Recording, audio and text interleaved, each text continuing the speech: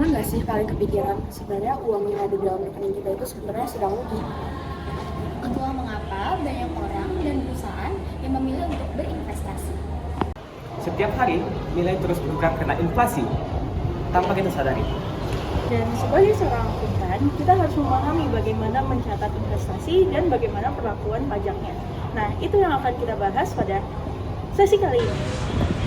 Halo semuanya, perkenalkan kita dari kelompok 3. Perkenalkan nama saya Brahman Tirum Prima dengan NIM 347. Perkenalkan saya Gansong Prananpa dengan NIM 330. Perkenalkan nama saya Rebecca Taminel dengan NIM akhir 337. Perkenalkan nama saya Syifa Mauldia dengan NIM akhir 348. Perkenalkan saya Dava Faiz Danindra, NIM belakang 339.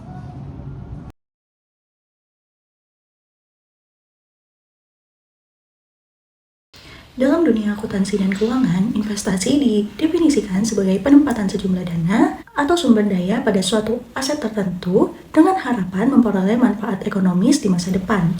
Dan kalian tahu gak sih kalau investasi itu dibagi menjadi dua kategori berdasarkan jangka waktunya. Yang pertama ada investasi jangka pendek, yaitu penempatan dana yang dirancang untuk dicairkan kembali dalam kurun waktu kurang dari 1 tahun.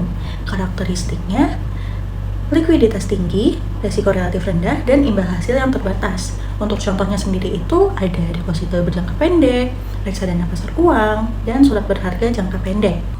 Yang kedua adalah investasi jangka panjang, yaitu penanaman modal yang bertujuan memberikan manfaat lebih dari satu periode akuntansi atau lebih dari 1 tahun. Investasi ini umumnya mencerminkan strategi bisnis yang lebih fundamental, seperti kepemilikan saham di entitas, obligasi jangka panjang, atau penyertaan modal permanen. Dalam laporan keuangan, investasi jangka panjang dicatat sebagai aset tidak lancar. Kira-kira kenapa sih perusahaan perlu berinvestasi? Salah satu alasan utamanya berkaitan dengan konsep yang disebut idle cash, atau dalam bahasa Indonesianya disebut kas menganggur. Idle cash adalah kondisi di mana perusahaan memiliki kas dalam jumlah berlebih yang tidak segera dibutuhkan untuk kegiatan operasional. Yang dimana membiarkan kas menganggur begitu saja adalah keputusan yang tidak optimal, karena uang yang diam tidak memberikan nilai tambah, bahkan nilai bisa tergerus oleh inflasi. Maka dari itu, manajer keuangan akan mengarahkan kelebihan kas tersebut ke instrumen investasi agar dana tetap produktif sambil tetap bisa dicairkan sewaktu-waktu ketika dibutuhkan. Jadi, inilah salah satu latar belakang mengapa investasi jangka pendek menjadi instrumen yang sangat relevan dalam manajemen kas perusahaan. Secara umum, terdapat beberapa tujuan utama mengapa suatu entitas, baik perusahaan maupun individu, melakukan investasi. Yang pertama, untuk memperoleh penghasilan tetap. Yang kedua, untuk pertumbuhan nilai aset. Yang ketiga, mengendalikan atau memengaruhi entitas lain. Yang keempat, menjaga likuiditas sambil tetap produktif. Dalam konteks perpajakan, tujuan investasi ini penting karena setiap jenis penghasilan yang diperoleh dari investasi, baik dividen, bunga, maupun capital gain, memiliki perlakuan pajak yang berbeda-beda berdasarkan Undang-Undang Pajak Penghasilan. Salah satu instrumen investasi yang paling umum digunakan adalah surat berharga atau securities. Surat berharga ini adalah dokumen bernilai finansial yang mewakili klaim atas aset, penghasilan, atau hak tertentu dari penerbitnya. Surat berharga dapat diperjualbelikan di pasar keuangan sehingga pemiliknya bisa mengkonversinya sebagai kas dengan relatif mudah. Dalam akuntansi, surat berharga diklasifikasikan berdasarkan tujuan kepemilikannya. Jika dimiliki untuk diperdagangkan atau trading securities, dicatat sebagai aset lancar. Yang kedua, jika dimiliki hingga jatuh tempo atau held to maturity, dicatat berdasarkan biaya perolehan diamortisasi. Yang terakhir, jika tersedia untuk dijual sewaktu-waktu atau available for sale, diukur pada nilai wajar. Yang dimana klasifikasi ini penting karena berdampak langsung pada pengakuan laba rugi dan tentu saja pada penghitungan pajak penghasilan. Dari sekian banyak instrumen surat berharga, saham dan obligasi adalah dua jenis yang paling fundamental dan paling sering muncul dalam akuntansi perpajakan.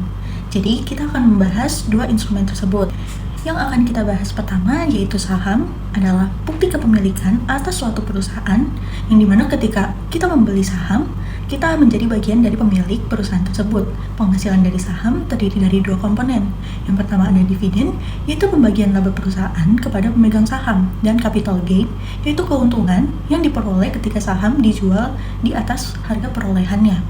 Dalam ketentuan perpajakan Indonesia, dividen yang diterima oleh wajib pajak orang pribadi dikenakan PPh final sebesar 10% berdasarkan PP nomor 9 tahun 2021.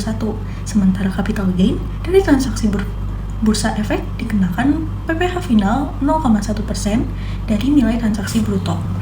Yang kedua ada obligasi atau bonds, adalah surat utang jangka panjang yang diterbitkan oleh perusahaan atau pemerintah. Penerbit obligasi berjanji membayarkan bunga atau kupon secara periodik dan melunasi pokok pinjaman pada saat jatuh tempo. Bagi investor, obligasi menawarkan kepastian arus kas. Adapun penghasilan bunga obligasi dalam konteks perpajakan umumnya dikenakan PPh final sesuai ketentuan yang berlaku. Oke, selanjutnya saya akan membahas tentang klasifikasi investasi pada efek. Pengertian dari investasi pada efek adalah penanaman dana perusahaan pada surat berharga seperti saham atau obligasi dengan tujuan memperoleh keuntungan di masa depan. Dan secara umum, investasi pada efek dibagi menjadi 3, yaitu trading securities, held to maturity, dan available for sale. Yang pertama adalah trading securities. Trading securities sendiri adalah investasi yang dibeli dengan tujuan untuk dijual kembali dalam waktu dekat agar mendapatkan keuntungan dari selisih harga. Kita masuk di contohnya adalah perusahaan membeli saham PT ABC seharga 10 juta. Nah, seminggu kemudian harga saham naik menjadi 12 juta dan langsung dijual oleh perusahaan tersebut. Nah, dari situ selisih 2 juta menjadi keuntungan perusahaan. Karena tujuannya untuk diperdagangkan, maka kenaikan atau penurunan nilai investasi langsung dicatat dalam laporan laba rugi. Oke, selanjutnya adalah held to maturity atau singkatnya HTM. Held to maturity sendiri adalah investasi yang sengaja disimpan sampai tanggal jatuh tempo. Nah, biasanya investasi ini berupa obligasi. Nah, contohnya perusahaan membeli obligasi senilai 100 juta dengan jangka waktu 5 tahun. Nah, sejak awal perusahaan memang berniat menyimpan obligasi tersebut sampai jatuh tempo untuk memperoleh bunga secara rutin. Nah, karena tidak bertujuan untuk dijual, perubahan harga pasar obligasi tidak terlalu diperhatikan dalam pencatatan akuntansi. Oke, selanjutnya kita di available for sale. Nah, available for sale sendiri adalah investasi yang tidak termasuk trading securities maupun held to maturity. Yang berarti perusahaan belum memiliki rencana pasti apakah akan menjual atau menahannya sampai jatuh tempo. Nah, contohnya sendiri kita ambil dari PT XYZ. Perusahaan membeli saham PT XYZ sebagai investasi. Jika suatu saat membutuhkan dana atau harga saham sedang bagus, perubahan nilai saham tersebut bisa dijual sesuai perubahan nilai. Nah, perubahan nilai investasinya tidak langsung dicatat sebagai laba atau rugi, tetapi dicatat terlebih dahulu pada penghasilan komprehensif lain. Lalu saya akan membawakan materi tentang investasi obligasi dan akuntansinya. Nah, apa itu investasi obligasi? Investasi obligasi adalah bentuk investasi dalam bentuk surat yang diterbitkan oleh perusahaan atau sebuah pemerintah. Nah, investor yang membeli obligasi akan memperoleh pendapatan bunga secara berkala dan menerima kembali nilai nominal obligasi saat jatuh tempo. Lalu yang kedua, itu terdapat juga bunga obligasi. Untuk bunga obligasi merupakan imbalan yang diterima investor dari penerbit obligasi. Nah, besarnya bunga dihitung berdasarkan nilai obligasi dan obligasi dikalikan untuk tingkat bunga kupon yang telah ditetapkan. Gimana sih cara untuk mendapatkan harga perolehan obligasi? Yaitu pengertiannya, obligasi adalah harga yang dibayarkan saat membeli obligasi. Harga ini dapat sama dengan nilai nominal, lebih tinggi yang disebut premium atau lebih rendah yang disebut diskonto. Selanjutnya terdapat juga amortisasi, yaitu proses pengalokasian premium atau diskonto selama masa kepemilikan obligasi. Jika obligasi dibeli dengan premium, nilai investasi berkurang secara bertahap hingga mencapai nilai nominal saat jatuh tempo. Nah, sebaliknya, jika dibeli dengan diskonto, nilai investasi akan bertambah secara bertahap hingga mencapai nilai nominalnya. Di sini kita ada studi case atau contoh kasus mengenai kasus PD Budi. Nah, PT Budi itu membeli obligasi dengan nilai nominal 100 juta dan tingkat kupon 10% per tahun. Obligasi tersebut dibeli seharga 105 juta sehingga terdapat premium sebesar 5 juta. Nah, pada saat pembelian, jurnal yang dibuat adalah debit untuk di bagian investasi, obligasi yaitu 105 juta, untuk kreditnya yaitu kas 105 juta. Bunga yang diterima setiap tahun yaitu 100 juta dikalikan 10% sama dengan 10 juta. Karena terdapat premium 5 juta dengan umur obligasi 5 tahun, maka amortisasi premium per tahun adalah 5 juta dibagi 5 sama dengan 1 juta. Dan saat menerima bunga dan mencatat amortisasi premium, jumlahnya adalah untuk debitnya, kasnya yaitu 10 juta, kredit investasi obligasinya yaitu di 1 juta, kredit pendapatan bunganya yaitu di 9 juta. Sekian, terima kasih. Kamu beli saham, dapat untung, tapi tahu nggak sih keuntungan itu ada pajaknya atau malah rugi? Itu bisa ngurangin pajak. Di video ini kita akan membahas tentang semua hal yang perlu kamu tahu. Dari soal pajak investasi saham, terus juga dividen, dan juga sampai ke contoh perhitungannya. Yang kita bahas hari ini ada 3 hal. Yang pertama itu saham itu bukti kepemilikan perusahaan. Yang kedua, investor itu bisa untung dari dividen. Yang ketiga, capital gain. Tapi setiap keuntungan itu ada pajaknya. Pertama kita akan membahas tentang dividen. Ini adalah bagi hasil keuntungan perusahaan ke pemegang sahamnya. Misalnya nih, kamu punya 1000 lembar saham di PT ABC. Dan perusahaan membagi dividen sebesar 200 per lembar. Jadi kamu mendapatkan 200.000. Tapi dari situ langsung dipotong PPh final 10%. Jadi yang masuk rekening kamu hanya 180.000. Pajak ini langsung dipotong oleh perusahaan dan kamu nggak perlu lapor lagi. Nah, yang kedua kita akan membahas tentang capital gain. Ini adalah keuntungan dari selisih harga jual dikurangi dengan harga beli saham. Nah, misalnya nih, kamu beli saham di harga 1.000, tapi dijualnya di harga 1.500. Ada capital gain 500 per lembar. Tetapi di Indonesia, capital gain saham ini diperjualbelikan di bursa. Ini tidak dikenal pajak langsung atas keuntungan. Yang ada justru PPh final atas hasil penjualan, yaitu 0,1% dari nilai jual bruto.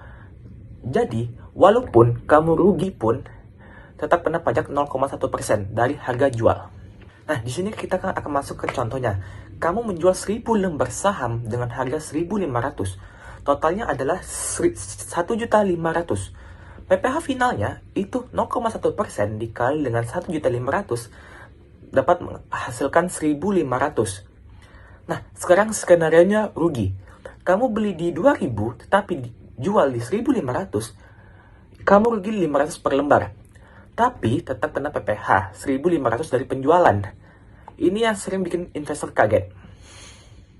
Jadi kalau kita rangkum semuanya, ada 2 jenis PPh final. Yang pertama yaitu PPh final 10% untuk dividen. Itu adalah yang diterima oleh individu. Terus yang kedua, PPh final 0,1% untuk setiap transaksi penjualan saham di bursa. Ini berlaku untuk semua penjual maupun rugi. Kedua pajak ini bersifat final. Artinya itu selesai di sana. Tidak dihitung ulang di laporan SPT tahunan. Nah, di sini kita akan skenarikan lebih lengkap. Bram membeli 2.000 lembar saham PT XYZ dengan harga 1.200 per lembarnya. Totalnya itu 2.400.000. Setahun kemudian, dia jual dengan seharga 1.800 per lembar. Totalnya adalah 3.600.000. PPh final penjualannya itu adalah 0,1% dikali dengan 3.600.000 mendapatkan hasil 3.600. Selain itu, selama setahun dia juga dapat dividen 300 per lembar, yang dimana itu totalnya 600.000. Dipotong PPh final 10% yaitu 60.000. Jadi total pajak yang berbayar adalah 3.600 ditambah dengan 60.000 sama dengan 63.600. Jadi capital gain bersedia adalah 1.200.000 dikurang 3.600 sama dengan 1.196.400. Lumayan kan? Pernah nggak sih kalian merasa sudah untung dari investasi, tapi pada saat dihitung ternyata lebih kecil dari apa yang kita perkirakan? I can't. Get out. Nah, salah satu penyebabnya itu adalah pajak. Bayangkan, kalian mendapatkan investasi sebesar 1 juta rupiah. Kira-kira, apakah seluruh uang yang kita dapat itu masuk ke kantong kita? Belum tentu. Disinilah pentingnya untuk mempelajari aturan perpajakan investasi. Dalam beberapa tahun terakhir, pemerintah terus melakukan penyesuaian kebijakan perpajakan investasi untuk meningkatkan minat masyarakat berinvestasi. Contohnya adalah pengaturan pajak atas dividen, transaksi saham, dan bunga obligasi. Tujuannya tidak hanya untuk meningkatkan penerimaan negara, tapi juga mendorong pertumbuhan investasi di Indonesia. Oleh karena itu, investor perlu memahami bahwa keuntungan investasi yang diperoleh umumnya akan dipengaruhi oleh ketentuan perpajakan yang berlaku. Pada bagian akhir ini, saya akan membahas update perpajakan investasi. Sebelum kita membahas lebih jauh, mari kita lihat bagaimana pajak berhubungan dengan investasi. Ketika seseorang berinvestasi, ia bisa mendapatkan berbagai jenis keuntungan, misalnya dividen dari saham, bunga dari obligasi, ataupun keuntungan dari penjualan saham yang disebut capital gain. Pemerintah menetapkan aturan perpajakan dalam penghasilan tersebut. Namun menariknya, pemerintah juga memberikan kebijakan, artinya pemerintah juga sudah berusaha menjaga keseimbangan antara penerimaan pajak dan juga pertumbuhan pasar modal. Maka dari itu, investor tidak cukup hanya memahami bagaimana cara memperoleh atau mendapatkan keuntungan, tetapi mereka juga harus tahu konsekuensi pajak yang mereka hadapi jikalau mereka memilih setiap instrumen yang nantinya mereka pilih. Kacamata pertama adalah kacamata komersial. Tujuannya adalah yang pasti memberikan informasi kepada investor, kreditur, dan pihak-pihak lain yang membutuhkan laporan keuangannya. Kacamata kedua adalah kacamata fiskal, yang dimana dalam kacamata ini perusahaan melihat laporan keuangan berdasarkan aturan perpajakan yang telah dibuat atau dirancang oleh pemerintah. Akibatnya, laba menurut laporan fiskal dan juga laba menurut laporan komersial itu belum tentu sama. Ada beberapa pendapatan atau beban yang diakuinya berbeda, sehingga perusahaan ini harus melakukan rekonsiliasi fiskal yang dimana menyesuaikan lah istilahnya. Jadi sederhananya itu, komersial itu digunakan untuk laporan keuangan, sedangkan fiskal itu digunakan untuk laporan perpajakan. Lalu, apa dampaknya bagi investor? Mari kita ambil contoh sederhananya.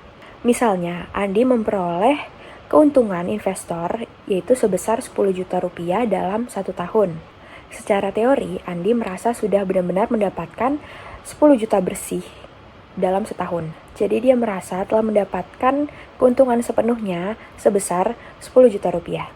Namun, setelah memperhitungkan kewajiban perpajakannya, jumlah yang benar-benar didapat itu atau dinikmati itu bisa saja lebih rendah. Karena itu, investor yang cerdas tidak hanya menghitung return-nya atau keuntungan saja, tetapi juga menghitung keuntungan setelah pajak atau after tax return. Sebagai penutup, mari kita rangkum seluruh materi yang sudah kita pelajari. Kita telah memahami bahwa investasi merupakan penempatan dana untuk memperoleh manfaat ekonomi di masa depan. Investasi dapat berupa saham atau obligasi yang memiliki karakteristik yang berbeda. Selanjutnya, kita akan mempelajari klasifikasi investasi pada efek, perlakuan akuntansinya, pencatatan investasi obligasi, investasi saham, serta aspek perpajakannya. Dengan pengetahuan tersebut, investor itu dapat mengambil keputusan yang lebih bijak, lebih baik, lebih tepat, lebih terstruktur, dan lebih bertanggung jawab. Terima kasih sudah menonton. Jika ada kesalahan, itu karena kamu masih belajar. Jika ada yang benar, itu karena Budifa. Bye-bye.